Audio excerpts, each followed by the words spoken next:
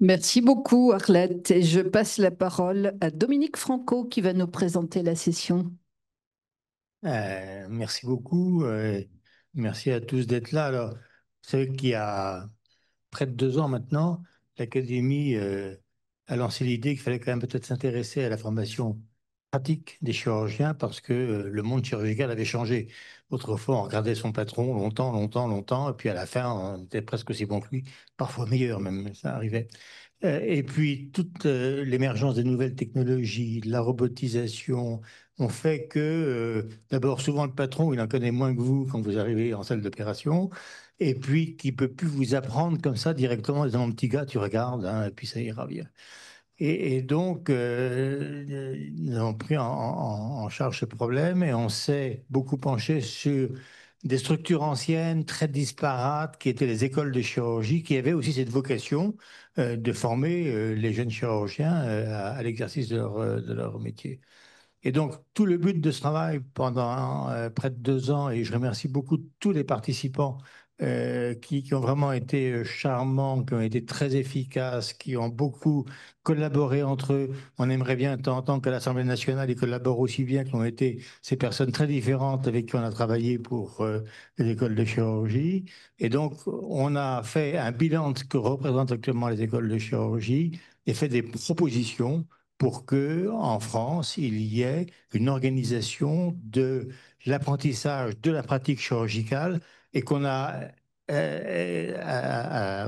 étendu à la pratique aussi de la médecine interventionnelle, puisque au fond, les médecins interventionnels, qu'ils soient radiologues ou endoscopiques, ils font à peu près maintenant la même chose que nous et à peu près avec les mêmes appareils. Donc ça, c'est le premier rendu de tout ce travail qui a été fait depuis 2 ans. Il y a eu des épisodes, hein, vous avez déjà assisté à certains épisodes d'entre eux. Et j'espère surtout maintenant qu'après ce rendu, on va passer à une phase pratique qui est l'organisation sur le terrain national des écoles de chirurgie avec un apprentissage de la pratique chirurgicale pour toutes les disciplines chirurgicales. Voilà, merci d'être là et on va commencer tout de suite par Louis Sibert, je crois, qui va nous parler. Alors, j'ai pas mes lunettes, je suis désolé. Léa.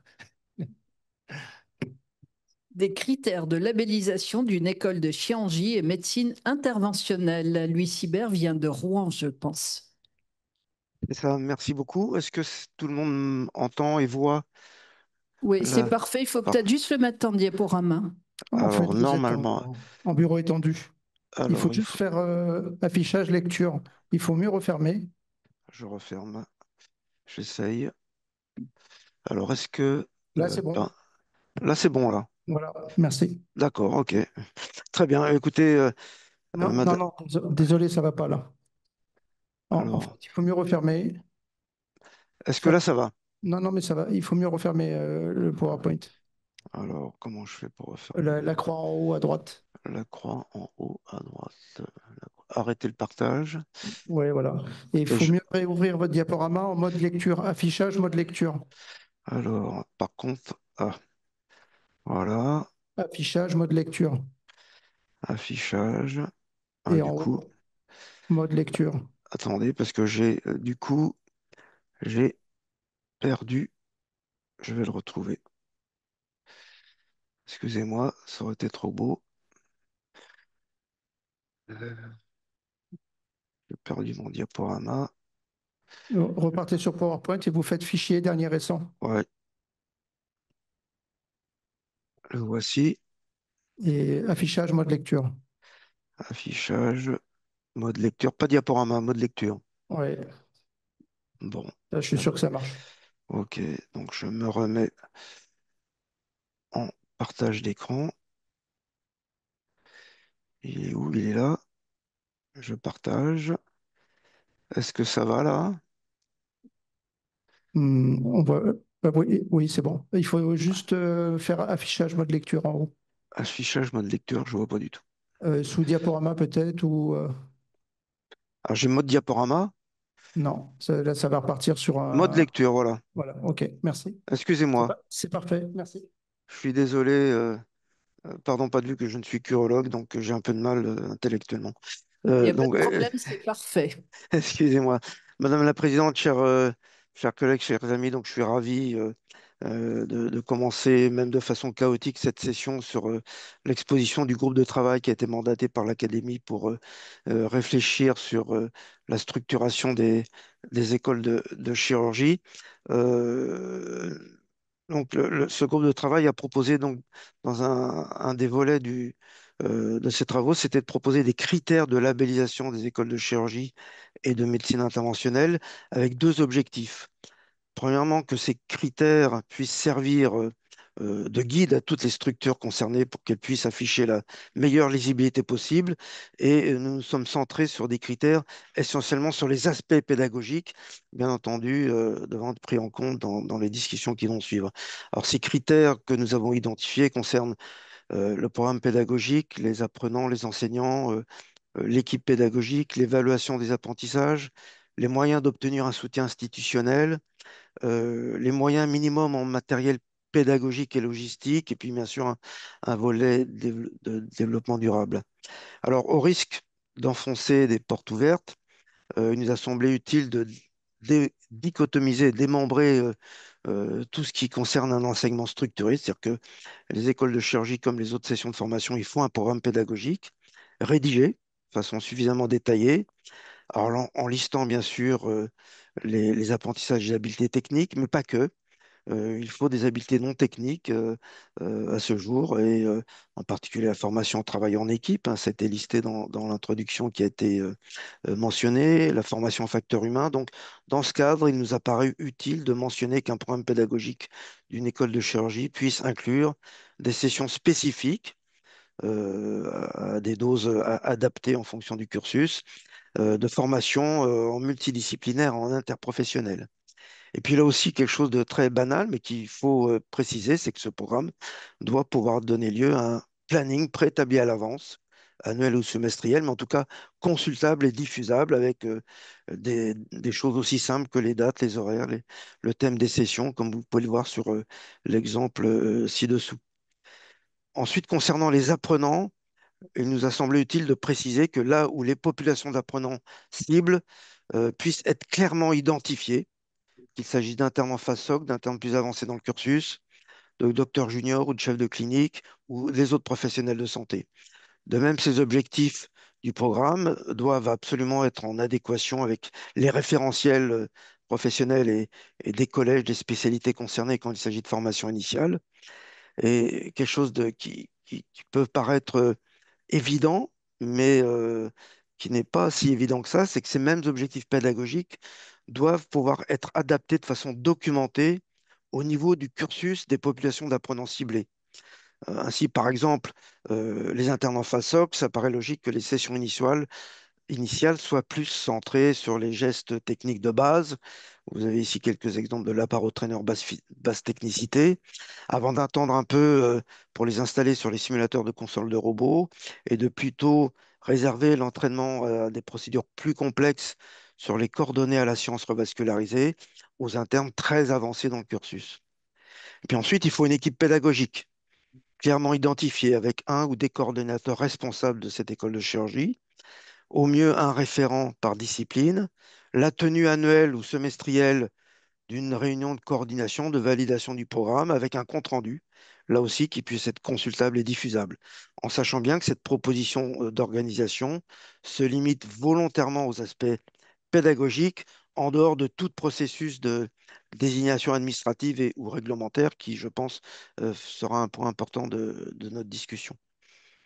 Alors, il nous est aussi apparu extrêmement stratégique que les écoles de chirurgie puissent formaliser un processus d'évaluation de l'atteinte des objectifs d'apprentissage du programme. C'est un élément majeur de lisibilité, de traçabilité, de suivi pédagogique des apprenants. Alors, ça peut être une évaluation continue, comme ne serait-ce que avoir un émargement des présences, ou bien en fin de programme sous format d'un examen de fin de session. Alors, bien sûr, les modalités de cette évaluation sont à la discrétion des organisations locales, mais il nous a semblé utile de préciser que les modalités organisationnelles, docimologiques, les résultats, la finalité, purement formative pour l'instant, devraient pouvoir être documentés, précisés pour consultation. Alors, à titre d'exemple, je me permets de vous représenter très rapidement notre exemple local à Rouen, où nous avons pu mettre en place une évaluation des habiletés techniques de fin d'année sous forme comme un circuit ECOS avec plusieurs stations qui se suivent, où il y a un geste technique à faire qui est évalué par une grille d'observation qualitative qui est validée. Ce processus qui a des forces et des faiblesses nous permet d'avoir des notes pour identifier les manques des internes et aussi les points d'amélioration éventuels de notre programme. Et cette traçabilité nous a permis d'obtenir un soutien institutionnel et l'obtention d'un soutien institutionnel d'une UFR ou d'une CHU est un point majeur pour la pérennité des écoles de chirurgie. Pour nous, il a consisté en la validation d'un contrat pédagogique exposant les programmes, les objectifs, le planning en conseil de gestion de notre UFR avec un suivi sous forme d'avenants réguliers. C'est un exemple d'un soutien officiel qu'on peut obtenir. euh, Uniquement pédagogique, bien sûr sans aucune implication financière et administrative, c'est gagnant-gagnant pour le moment, et ça peut tout à fait suffire, si on voit notre exemple, mais il n'y a pas que nous, ça peut suffire à assurer une identification pédagogique à l'école de chirurgie, et c'est sûrement une piste de réflexion à développer avec les instances concernées. Mais il y a un autre élément de stabilité qui nous a paru très important de préciser, c'est que toute école de chirurgie devrait avoir un minimum de moyens matériels et logistiques pour dérouler son programme. Des locaux doivent être identifiés, alors pas forcément des locaux exclusivement réservés à l'école de chirurgie, c'est dans un monde idéal. Ça peut être des hébergements programmés au centre de simulation, du laboratoire d'anatomie, ou les deux, ou ailleurs, mais en tout cas des locaux disponibles. De même, toutes les écoles de chirurgie euh, devrait être en capacité de proposer une offre de formation aux gestes chirurgicaux de base commun à toutes les spécialités. Et l'exemple de la phase socle est un bon moyen pour débuter et est équipé en conséquence de petits matériels, de consommables, de mannequins, de sondes vésicales, de fils de suture, etc. Et puis, pouvoir bénéficier d'une aide de personnel logistique et de secrétariat est un très gros plus pour le bon déroulement des sessions et leur organisation. Là aussi, selon les organisations locales, il peut s'agir de bénéficier de façon ponctuelle, selon les besoins identifiés de façon commune, des personnels du centre de simulation, du centre du don du corps, du laboratoire d'anatomie, de l'UFR. Encore un exemple local, nous, le personnel logistique du centre de simulation nous aide beaucoup et il y a une secrétaire du troisième cycle de l'UFR qui organise les émargements. Et c'est tout. Et ça nous aide beaucoup.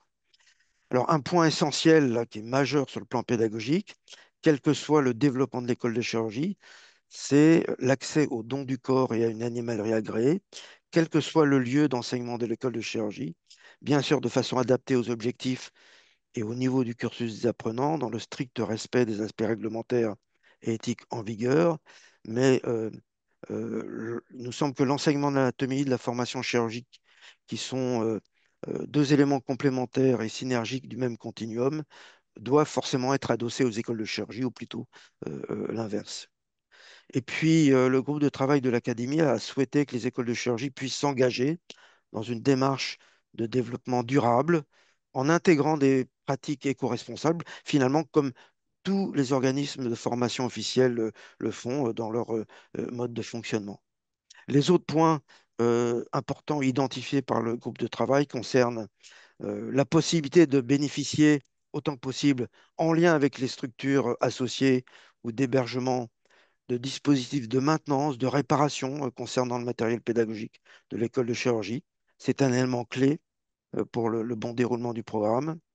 Et puis avoir accès de façon ciblée aux équipements lourds, à des équipements numériques, aux simulateurs de haute technicité, de façon mutualisée selon les organisations régionales, interrégionales, nationales au sein des disciplines, est un point clé. Et c'est tout l'intérêt d'avoir une structure de coordination nationale. Je pense qu'on y reviendra. Et enfin, de façon un petit peu en dessous, mais pas tant que ça, le référencement de l'école de chirurgie sur un site internet ou un module spécifique dédié sur le site de la structure d'hébergement, c'est un élément à pas négliger pour communiquer sur ce qu'on fait, sur la lisibilité de l'école de chirurgie. Donc, en conclusion, tous ces éléments de prérequis ont vocation à pouvoir être vérifiés par la fourniture d'éléments de preuve. est centralisé là aussi auprès d'une structure nationale, que ce soit des contrats pédagogiques en cas de soutien officiel, les protocoles pour les comités d'éthique pour le don du corps, les scores et grilles d'évaluation, etc.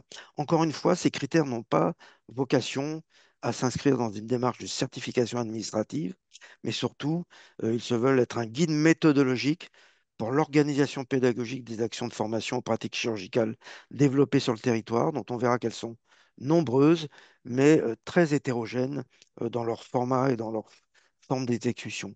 Parce que l'alignement pédagogique, la standardisation, la traçabilité des pratiques passe avant tout par cette mise en conformité pédagogique et c'est finalement le meilleur garant de lisibilité vis-à-vis d'éventuels sponsors et financeurs potentiels, quels qu'ils soient. Je vous remercie.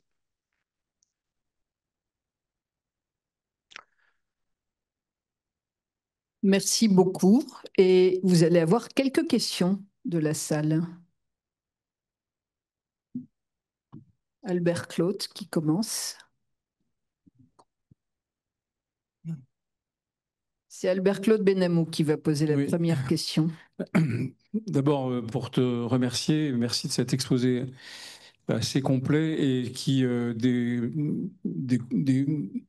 arrive sur une proposition importante, celle d'une coordination nationale des écoles de chirurgie en France pour qu'elles aient à la fois une meilleure visibilité, une meilleure coordination de leurs moyens et de leurs objectifs, une capacité aussi de drainer encore plus d'étudiants de différentes disciplines pour qu'ils aient des formations de bonne qualité. Je crois que quel que soit le mode d'organisation de ce Conseil national que tu as appelé, il faut le faire, que ce soit sous forme d'une loi 1901 pour commencer, avoir l'autonomie de le faire. Et puis ensuite, on verra si les instances nationales, comme la Conférence nationale des doyens, etc., se met en phase avec cette évolution. Parce que le ressenti que nous avons, c'est que nous avons besoin de cette coordination. Nous, les hommes de terrain, les écoles de chirurgie ont besoin de ça. Et c'est après, bon, les problèmes des rapports de pouvoir, etc., c'est autre chose. Mais il faut prendre cette initiative, il faut vraiment y aller. Et je crois que, quel que soit il faut prendre le lead et y aller. Et l'académie, pour moi, je pense que les collègues de l'académie seront prêts à soutenir cette évolution. Si j'ai un commentaire à faire, on ne peut que souscrire à cette volonté de standardisation et de structure qui soit aidante et identifiée. C'est un point clé.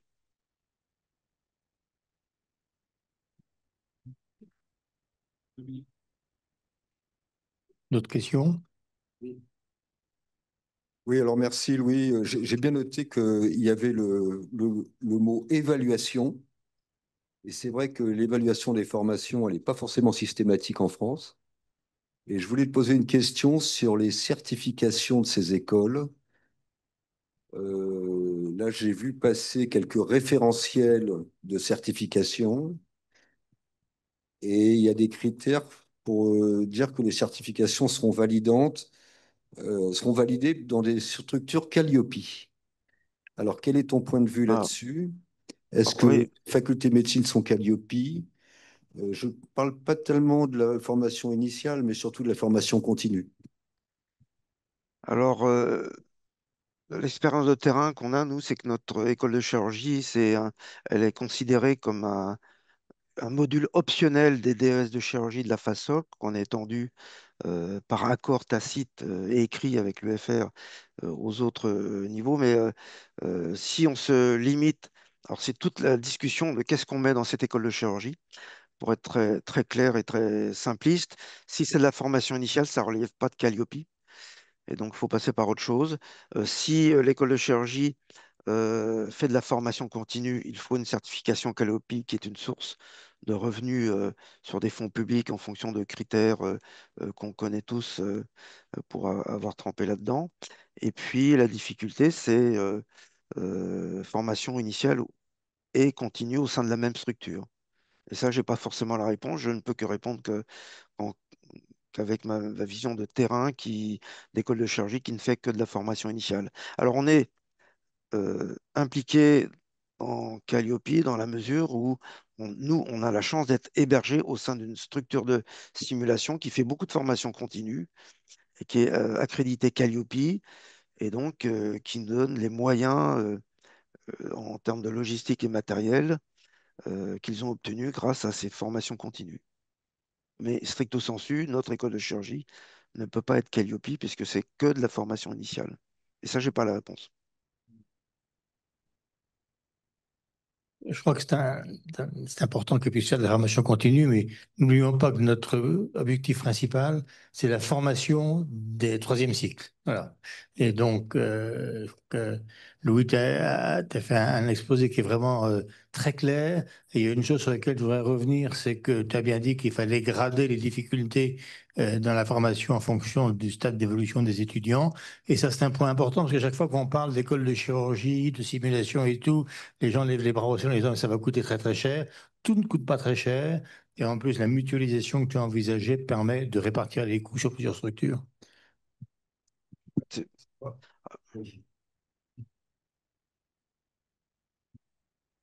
Non, je crois que c'est très intéressant et la question est pour la formation initiale, puisque c'est ce dont tu as parlé essentiellement, et je pense que Calliope, dans la mesure où il y a des financements, c'est un intérêt, c'est évident, mais pour la formation initiale, quelles pourraient être les difficultés qu'il y a entre la conférence des doyens qui aurait tendance à dire, en tant que conférence des doyens, puisque l'évaluation est importante, on veut avoir notre mot à dire, et les structures des écoles de chirurgie. Je pense que c'est quelque chose qu'il faut peut-être dès maintenant euh, euh, négocier, disons, entre les deux, parce que on sait très bien que la nature a horreur du vide et que dès qu'il se passe quelque chose, il y a des tendances à vouloir utiliser les choses. Donc, comment tu vois les choses? Comment les différentes organisateurs des écoles de chirurgie qui existent pourraient faire pour justement dire aux doyens, on est partenaires, on travaille ensemble et on essaie de faire, de mettre ensemble le système. Mais pour ça, il faut que ça soit équilibré. Louis, Bah, Dominique, je peux te laisser le lead là-dessus parce qu'on en a longuement discuté. Non, moi, non, mais Excuse-moi, hein, Louis. Il n'y a j'ai une aucun problème, réponse Richard. qui est, on a dit, c'est du troisième cycle, c'est de la formation des étudiants. Donc Oui. forcément, ça rentre dans l'université et la faculté. Voilà. Alors, on sait qu'ils sont très frileux. Ils ont peur de deux choses, de perdre du pouvoir et de perdre de l'argent. Ça, on a très bien compris. Nous, on ne veut pas leur enlever ni pouvoir, ni les priver d'argent. Donc, il faudra qu'on se trouve, qu'on se débrouille pour trouver de l'argent. Mais il faut qu'à un moment, de façon institutionnelle, ces écoles de chirurgie appartiennent à l'université. Voilà. Et là aussi, on sait que ça va être difficile, mais c'est le message qui me paraît essentiel. On forme des étudiants, on forme des médecins qui sont des chirurgiens, qui ont des pratiques interventionnelles. Et donc, c'est vraiment le rôle de la faculté. On ne peut pas être en dehors de la faculté. Si je peux rajouter un bon moyen, c'est de proposer un tronc commun des DS de chirurgie. En pratique, c'est ça, avec des enseignements optionnels et sans contrepartie, entre guillemets, du moins au début. Mais effectivement, il faut rentrer dans le moule universitaire, UFR, et c'est la seule porte d'entrée. Après, une fois qu'on est dans la place, La réalité, c'est que ce sont les doyens qui tiennent à bout de bras les écoles de chirurgie. C'est ce que va nous montrer Christelle Niango, qui a fait un gros travail de ce point de vue. Et donc, ils sont à leur place. Et les propositions de l'académie, c'est pas pour prendre la place, c'est pas notre sujet. Notre sujet, c'est d'uniformiser, de faciliter les choses, de faire des propositions. Mais la main, ce sont les doyens qui l'ont, puisqu'ils l'ont déjà. Sauf que, il faut que les choses soient peut-être mieux structurées. Philippe? Merci. Alors, merci beaucoup pour la synthèse de cet exposé, effectivement très clair et très d'actualité intéressant. Ma question sera donc de détail et précise parce qu'elle m'a interrogé. C'est celle de disposer d'un équipement minimum parmi lequel celui d'une animalerie. Ça m'interroge à un double point de vue, ou au-delà même. Il s'agit d'enseigner des gestes de base communs. L'utilisation de l'animal aujourd'hui pour enseigner des gestes communs me paraît pouvoir être mise en question, premièrement.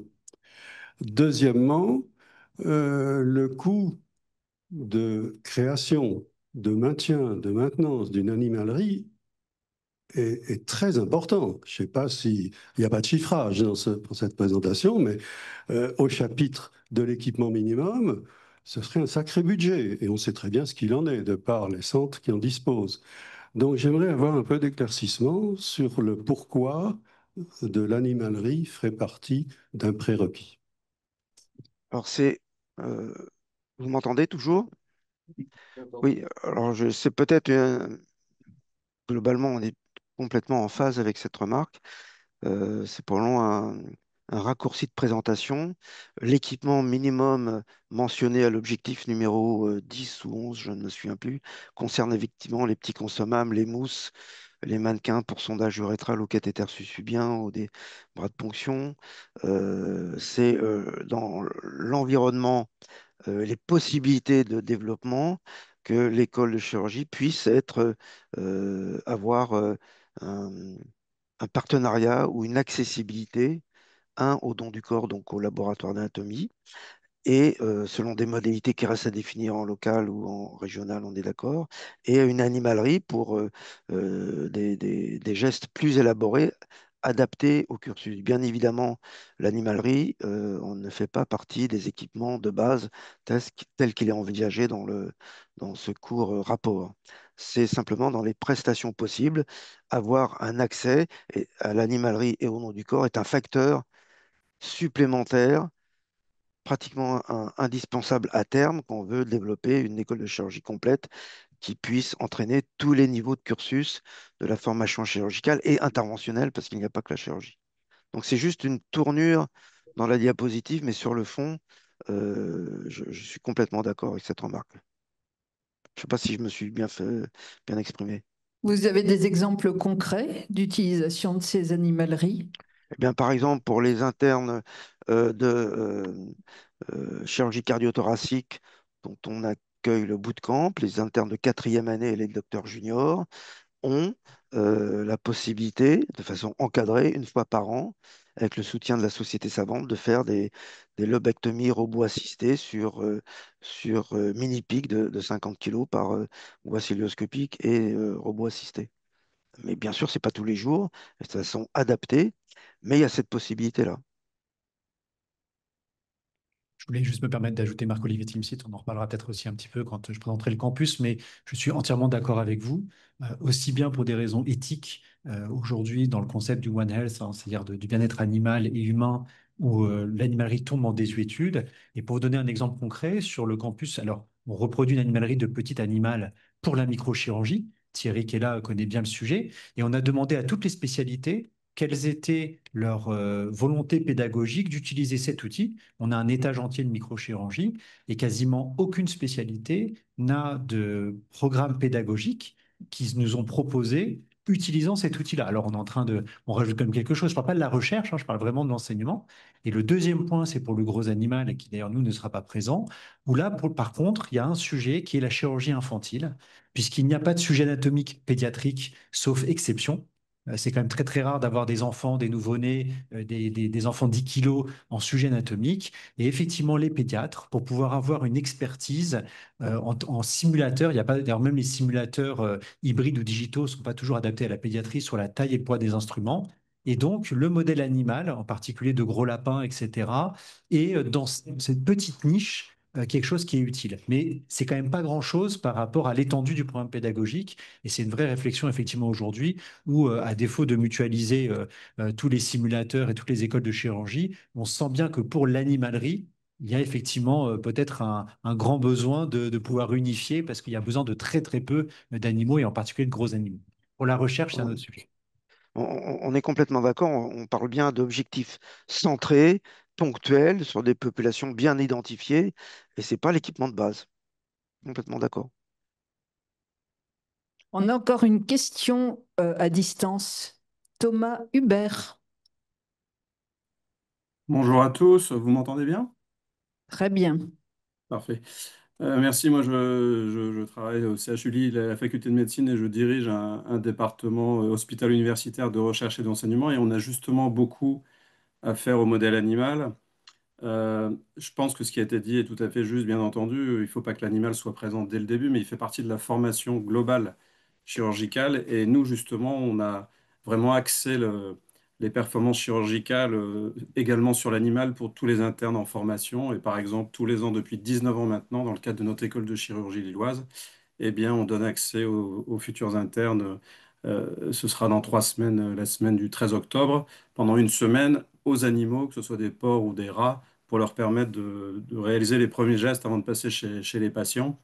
Alors, c'est vrai que ça ne peut pas être dans toutes les écoles de chirurgie. Je pense qu'il faut que ce soit aussi un modèle qui soit accessible pour les internes en formation néanmoins. Et le meilleur exemple, c'est que pendant le Covid, par exemple, eh bien, la rectrice d'académie de Lille avait autorisé notre département à continuer les expériences et les gestes pour les internes de chirurgie chez l'animal pour éviter de perdre la main lié au fait, comme vous vous en souvenez, que, eh bien, il y avait moins de blocs qui étaient réalisés chez les patients puisque tout était dévolu aux urgences chirurgicales. Donc, je pense que l'animal a quand même encore sa place, y compris dans la formation. Ça a l'air de dépendre quand même beaucoup des centres. Mais clairement, à Lille, on est partisan d'utiliser l'animal, toujours dans ce qui a été dit, hein, la règle du One Health, bien entendu, la règle des 3 R aussi, avec la réduction, le raffinement et le remplacement. Mais l'animal a vraiment sa place pour la formation chirurgicale en 2025 et probablement dans les années à venir.